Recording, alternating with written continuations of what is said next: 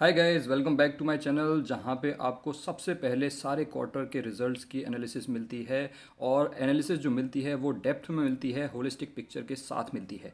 चलिए दोस्तों, आज हम बात करने वाले हैं बर्जर पेंट्स के बारे में, जिसमें बहुत टाइम से ये ब्लड बाथ चल रहा है। आप देख सकते हैं कितनी बड़ी बड़ी रेड कैंडल्स बन रही हैं, और ये कैंडल्स तभी से बन रही हैं जब से इसके क्वार्टर 2 के रिजल्ट्स की एंटिसिपेशन चालू हो गई है। ये जो रेड कैंडल बनी है ये तब बनी थी जब एशियन पेंट्स के रिजल्ट आए थे, और एशियन पेंट्स के रिजल्ट खराब आए थे। उसके बाद तो बर्जर पेंट्स में गिरावट रुकने का नाम ही नहीं ले रही थी। और ये देखिए, 2 दिन पहले भी एक इतनी बड़ी कैंडल बनी थी। तो क्या रिजल्ट्स उसी प्रकार के आए हैं जैसा कि मार्केट एक्सपेक्ट कर रही थी? आइए नजर डालते हैं रिजल्ट्स पे। सो अगर हम टोटल इनकम के बारे में बात करें, सो इनकम आई है 2683 करोड़ वर्सेस 2238 करोड़। अच्छी खासी बढ़ोतरी दिख रही है यहाँ पे। 20% की ग्रोथ वाई वाई बेसिस पे इनकम में दिख रही है। लेकिन क्वार्टर ऑन क्वार्टर बेसिस पे आपको यहाँ पे फॉल नजर आ रहा है। यहाँ पे आपको 3% का फॉल नजर आ रहा है क्वार्टर ऑन क्वार्टर बेसिस पे। जबकि एशियन पेंट्स में कितनी गिरावट थी? एशियन पेंट्स में 2% की गिरावट थी। एशियन पेंट्स के साथ भी इन रिजल्ट्स को कंपेयर करेंगे और फिर जानेंगे कि रिजल्ट्स कैसे आए हैं। उससे पहले अगर हम नेट प्रॉफिट को देखें, सो नेट प्रॉफिट आप देख सकते हैं वो आया है 219 वर्सेस 219। दोस्तों यहाँ पे ये छुप गया है, ये भी 219 है। सो बिल्कुल फ्लैट प्रॉफिट आया है। वाई वाई बेसिस पे 0% की ग्रोथ है। और अगर आप क्वार्टर ऑन क्वार्टर बेसिस पे देखोगे तो क्वार्टर ऑन क्वार्टर बेसिस पे फॉल नजर आ रहा है। 13% का फॉल है क्वार्टर ऑन क्वार्टर बेसिस पे प्रॉफिटेबिलिटी में।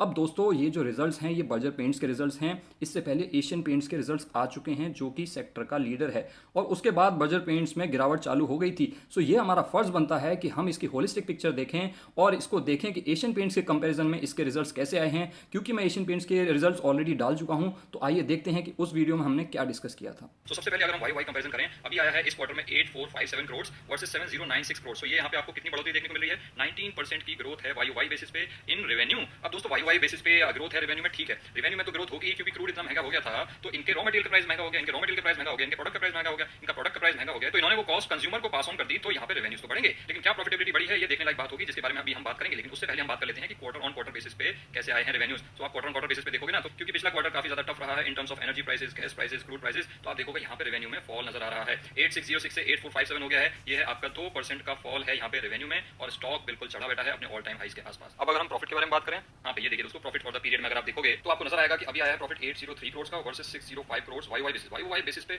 बहुत ही शानदार इंप्रूवमेंट है। शानदार इंप्रूवमेंट इसीलिए है क्योंकि एक तो ये लोअर बेस से कंपैरिजन हो रहा है थोड़ा सा, क्योंकि ये कोविड वाला क्वार्टर था लास्ट ईयर। और कितना इंप्रूवमेंट है? 33% का इंप्रूवमेंट है। लेकिन दोस्तों, पिछले क्वार्टर में स्टॉक ज्यादा भागा है, तो क्या क्वार्टर ऑन क्वार्टर बेसिस पे उसी तरीके का इंप्रूवमेंट है? तो यहाँ पे देखिए 1036 से घट करके 803 करोड़ हो गए हैं प्रॉफिट। तो ये कितना डाउनफॉल है? -22% quarter on quarter plus 33% Y Y. ये आया है प्रॉफिट एशियन पेंट्स का, जो कि अपने सेक्टर का लीडर है। सो दोस्तों, जैसा कि आपने देखा कि मैंने जो वीडियो डाली थी एशियन पेंट्स के रिजल्ट्स के ऊपर, आपने उसमें देखा होगा कि क्वार्टर ऑन क्वार्टर बेसिस पे तो यहाँ पे 2% का फॉल था एशियन पेंट्स के रिजल्ट्स में भी। लेकिन प्रॉफिटेबिलिटी में वाई वाई बेसिस पे एशियन पेंट्स में ग्रोथ थी, कोई फॉल नहीं था। क्वार्टर ऑन क्वार्टर बेसिस पे यस फॉल था, लेकिन वाई वाई बेसिस पे प्रॉफिटेबिलिटी बढ़ी ही थी। सो एशियन पेंट्स के रिजल्ट्स थोड़े से बेटर थे बर्जर पेंट्स के, और वो आने भी थे क्योंकि वो है सेक्टर का लीडर। इसीलिए सेक्टर का लीडर जो है इतने ऐसे रिजल्ट्स के बाद भी बहुत ज़्यादा नहीं गिरा था। बर्जर पेंट्स जो है एशियन पेंट्स के रिजल्ट आने के तुरंत बाद गिरना चालू हो गया था, और जिस दिन एशियन पेंट्स के रिजल्ट आए थे उसके अगले दिन एशियन पेंट्स गिरता है सिर्फ 1 या 2%, बर्जर पेंट्स 5% से ज़्यादा गिर जाता है। और इसके ऊपर मैंने वीडियो भी बनाई थी, आप लोगों को बताया था कि ये जो बर्जर पेंट्स आज गिरा है ये इस वजह से गिरा है क्योंकि एशियन पेंट्स के रिजल्ट खराब आए हैं, और इससे ये पता चलता है कि बर्जर पेंट्स के रिजल्ट भी खराब आ सकते हैं। सो ये चीज़ें आपको पहले ही बता दी गई हैं। आइए चलिए वो उस वीडियो को चेकआउट करते हैं जिसमें मैंने आपको ये बताया था।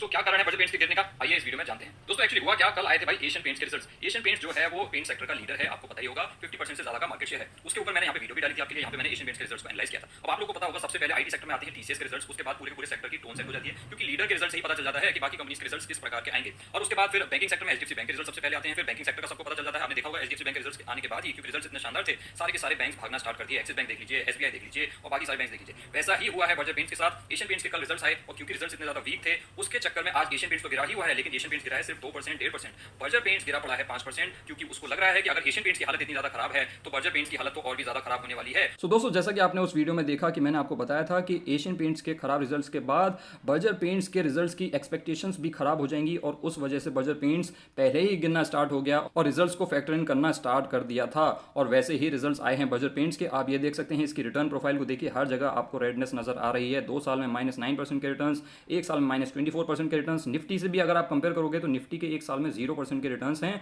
यहाँ पे -25% के रिटर्न्स हैं। 3 साल में मात्र 20% के रिटर्न्स बचे हैं, 5 सालों में 131% के रिटर्न्स। ये 5 सालों में इसलिए आपको अच्छा लग रहा है क्योंकि पिछले 2 साल के अलावा पिछले 3 साल, उसके पहले के 3 साल बहुत अच्छे गए थे, उस वजह से ये आपको नजर आ रहा है। लेकिन क्या ऐसे रिटर्न्स बर्जर पेंट्स आगे भी दे पाएगा, इस पर मेरे थोड़े से डाउट्स हैं, और ये डाउट्स मैंने आपके साथ उस बर्जर पेंट्स वाली वीडियो में ऑलरेडी डिस्कस कर लिए थे। आप चाहें तो वो वीडियो यहाँ पे चेकआउट कर सकते हैं। अब अगर हम इसके चार्ट पे नजर डालें तो दोस्तों देखिए, बर्जर पेंट्स बहुत ही शानदार स्टॉक हुआ करता था और मैं भी बहुत ज़्यादा बुलिश हुआ करता था बर्जर पेंट्स में। लेकिन क्योंकि अभी पेंट सेक्टर में बहुत ज़्यादा कंपटीशन आ गया है, तो जो सेक्टर का लीडर होगा सिर्फ उस पर सबसे कम असर पड़ेगा, बाकी पे कंपटीशन का असर बहुत ज़्यादा पड़ेगा। उसके अलावा क्रूड के प्राइसेस इतने ज़्यादा बढ़े हैं पिछले क्वार्टर में और पिछले 2 क्वार्टर्स में, जिसकी वजह से बर्जर पेंट्स में आपको प्रॉफिटेबिलिटी में ड्रॉप भी दिख रहा है क्वार्टर ऑन क्वार्टर बेसिस पे। ये सारी चीज़ें देखते हुए, ग्लोबल फैक्टर्स देखते हुए, आपको पेंट सेक्टर में अगर कोई पोजीशन बनानी है तो मेरे हिसाब से एशियन पेंट्स ही वो स्टॉक होना चाहिए। ये स्टॉक अभी से नहीं गिर रहा है, देखिए 2022 तो यहाँ से स्टार्ट हुआ था, उसके बाद लगातार लोअर लोज लोअर हाइज ही बना रहा है। लेकिन ये लोअर लोज लोअर हाइज 2022 से स्टार्ट नहीं हुए हैं, जब से रशिया यूक्रेन का वॉर स्टार्ट हुआ है,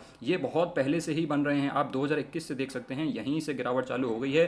पूरे 2 साल हो चुके हैं, 2021 पूरा हो गया और 2022 पूरा होने को आया है। 2 साल में आपको कोई पैसा बना के नहीं दिया है बर्जर पेंट्स ने। ऐसे स्टॉक में भी अगर आप अभी भी बना रहना चाहते हैं तो आप बने रह सकते हैं, लेकिन मेरी कन्विक्शन थोड़ी सी वीक हो गई है बर्जर पेंट्स को लेकर के। इनफैक्ट पेंट सेक्टर में मैंने आपको बहुत टाइम से 6-7 महीने से आप लोगों को बता रहा हूं कि थोड़ा सा इसमें कॉशियस होने की जरूरत है और सेक्टर लीडर्स के साथ ही जाने की जरूरत है। इसकी कोई गारंटी नहीं है दोस्तों कि बर्जर पेंट्स गिरेगा ही गिरेगा। ये थोड़ी सी प्रोएक्टिव अप्रोच है कि भाई हमें जब दिख रहा है कि साफ साफ यहाँ पे बहुत ज़्यादा कंपटीशन आ गया है, तो क्यों ना हम एशियन पेंट्स के साथ जाएं rather than going with Berger paints. बाकी आपका पैसा है, आपको वही करना चाहिए जो आपका दिल कहे और जो आपके एनालिसिस कहे। फिलहाल अगर मैं बात करूं कि ये जो Q2 के रिजल्ट्स आए हैं, जो कि आज आए हैं बर्जर पेंट्स के, वीक आए हैं, क्या इसकी वजह से बहुत बड़ी गिरावट आ सकती है बर्जर पेंट्स में? आई डोंट थिंक सो, क्योंकि ये चीज़ें ऑलरेडी फैक्टर इन हो गई हैं। पिछले 2 दिन में भी अच्छी खासी गिरावट हो गई है और जब एशियन पेंट्स के रिजल्ट्स आए थे तब भी ये चीज़ें फैक्टर इन हो गई थी। सो मोर और लेस इस तरीके के रिजल्ट्स बर्जर पेंट्स से एक्सपेक्टेड ही थे, इसीलिए पिछले 2 सालों में आपको नेगेटिव रिटर्न्स दिए हैं और ये सारी चीज़ें इसने ऑलरेडी फैक्टर इन कर ली हैं। मुझे नहीं लगता इन रिजल्ट्स के बाद आपको कल बहुत बड़ी कोई गिरावट देखने को मिल सकती है। छोटी मोटी गिरावट आ जाए तो कह नहीं सकते, हो सकता है तेजी भी आ जाए,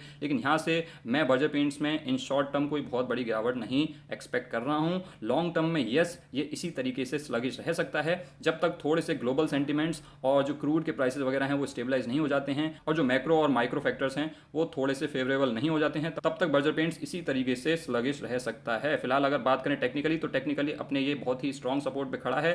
सो आई डोंट थिंक सो ये 550 के अपने स्ट्रॉन्ग सपोर्ट को तोड़ेगा। अगर इसने अपने 550 के सपोर्ट को तोड़ा तो उसके बाद इसमें और भी गिरावट हो सकती है, लेकिन मुझे नहीं लगता कि ऐसा बर्जर पेंट्स में होगा। बाकी एग्जैक्टली क्या होगा ये तो कल ही पता चलेगा। उससे पहले अगर आपने अभी तक ये दीपक नाइट्राइट की वीडियो नहीं देखी है, जो कि आज 10% से टूट गया था, तो क्यों टूटा है, क्या है इसके कारण और आपको इसमें क्या करना चाहिए, ये वीडियो चेकआउट कर सकते हैं। कल आए थे पिडिलाइट और पीआई इंडस्ट्रीज़ के रिजल्ट्स, ये मैंने ऑलरेडी डिस्कस कर लिए हैं, आप ये भी चेकआउट कर सकते हैं। और ये है हमारे ऑप्शन बाइंग स्ट्रेटजी की वीडियो, जो एडवांस लेवल मास्टर क्लास हमने स्टार्ट की है, उसका एपिसोड 2 है, आप ये भी चेकआउट कर सकते हैं। आज की इस वीडियो में बस इतना ही। आई होप आप लोगों को ये वीडियो पसंद आई होगी। अगर पसंद आई हो तो आप इस वीडियो को लाइक कर सकते हैं और चैनल को सब्सक्राइब कर सकते हैं। Thanks for watching guys. I'll see you next time.